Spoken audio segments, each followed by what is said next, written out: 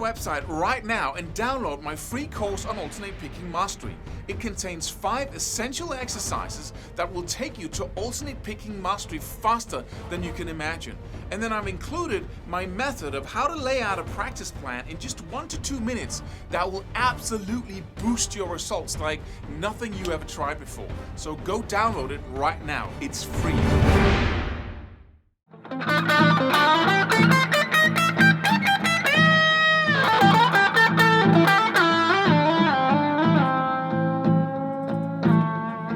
Hey, why should you buy a looper pedal and why should you use it every single day? Well, first of all, because you need to be able to play, right? You need to play music. And the only way to play music is to play with other people. And so you haven't got people around you to just start playing stuff so you can test and see whether your skills actually work or not. So you have to use this daily. It is so essential. And secondly, because it's a tool of focus. It's a tool of decreasing the challenge that you have to overcome. And it's a tool of focusing on just one thing at a time. You know, when we try to pick faster than we really can and we try to practice fast, that is putting the brain in a situation where it cannot learn because there's too much. Now it's just trying to cope with what you're giving it. It's just trying to give you what you want, so you develop all kinds of bad habits and strain your arm and all kinds of stuff, right? But when you practice improvisation or playing solos, you don't want to play it on top of 3, even if you're just practicing the blues, right? And you're using the first position blues scale shape. You still want to be able to hear and feel every single chord. Because if you can't do that, then you can't play the blues, period. You can't. You're just playing stuff on top of some chords and it sounds bluesy, but you can't really get into the music. It's like dancing with somebody else and you just have your own project. You're not dancing with somebody. You're just dancing. Next to somebody. And that's how it is if you don't get close to the chords, right? So, for instance, let's just take the blues. And because this could be like any chord progression or thing you have to play over, you have to be able to pick just one chord out of the whole or one riff or one part of the riff and say, where am I going to play here?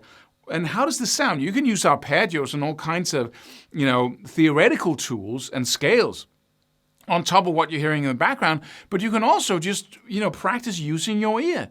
So if I have the first chord like, let's go to another key. I always, seem to play an A blues all the time. Let's go to E, right?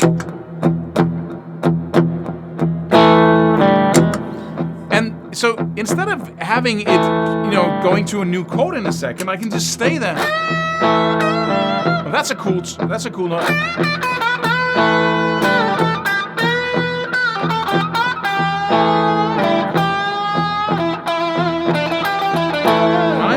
So those are cool little lines, and I can stay with that chord, really get familiar and intimate with the first position blues scale shape, and to play things that really fit that chord. Then I can do the next chord, the A, and then just have it stay there. And if I start playing the same stuff I played before,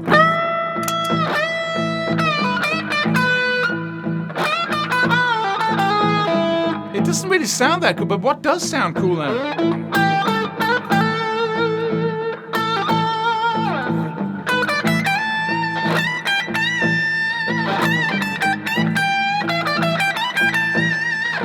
I suddenly have to end on other notes. I have to put my emphasis on other notes within that first position shape in order for me to really feel that I'm...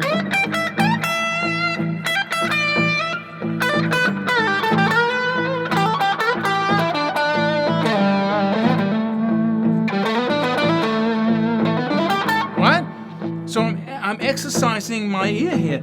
And because this is so slow, meaning it's the same all the time, same chord, I can really do it. I can focus on it. I can just sit there for 15 minutes just searching and probing for the right notes.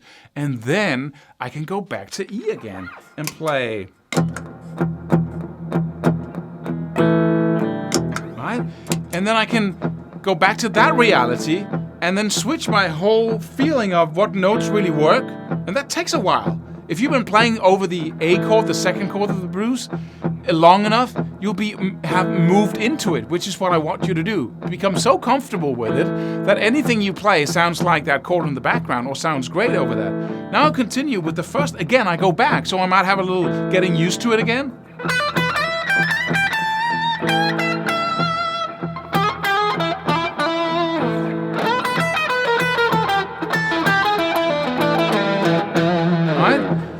Once I've gotten used to it, and really everything I play is up against that, I go back to my A. Right? And then I can move into that again.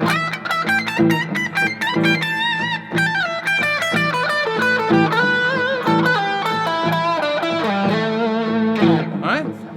And then I can put the two chords together.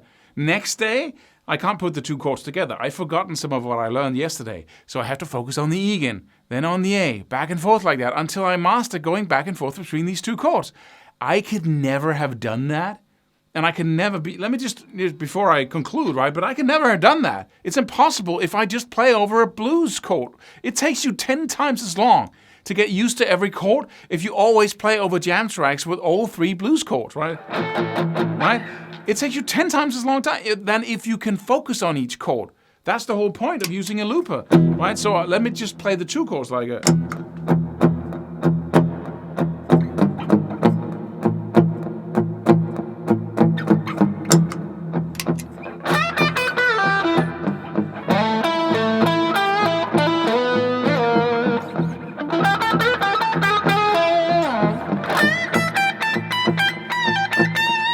Hear how that?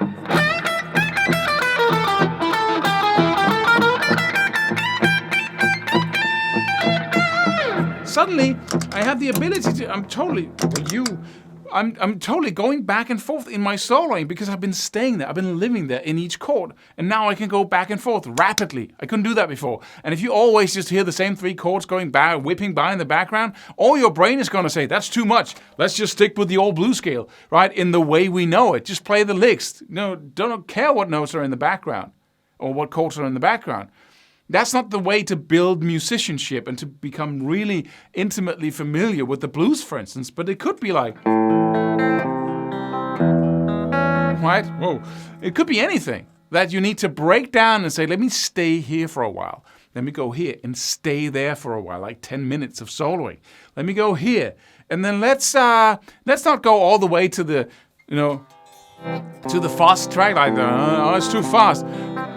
Way too fast. So let me just stay here for 1 bar or 2 bars. Then go to the C and use my looper pedal for that. And then to the last one. This way you can break it down, you can focus, you can get results so fast it's incredible.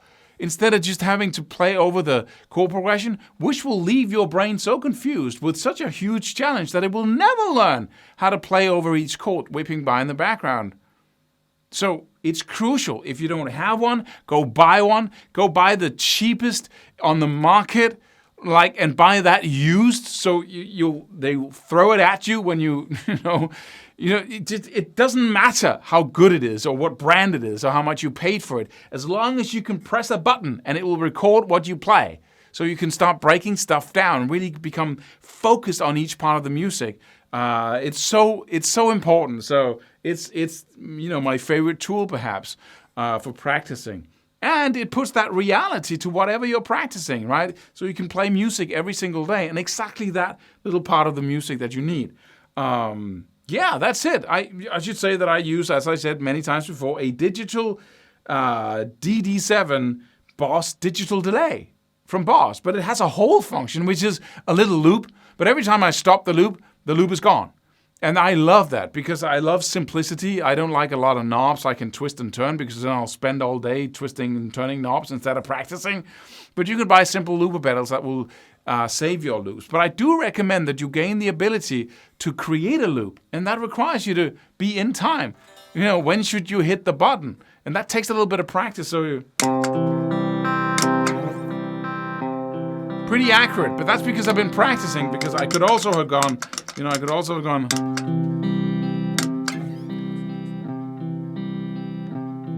it's saggy, it doesn't really work, right? So that bo-de-da and button, that's a skill that you can also build and then you need to build in order to use it. So go buy one, whatever it is, and then I'll see you in tomorrow's video. Have fun practicing until then. Subscribe for more free videos. Do it. Do it now. Do it.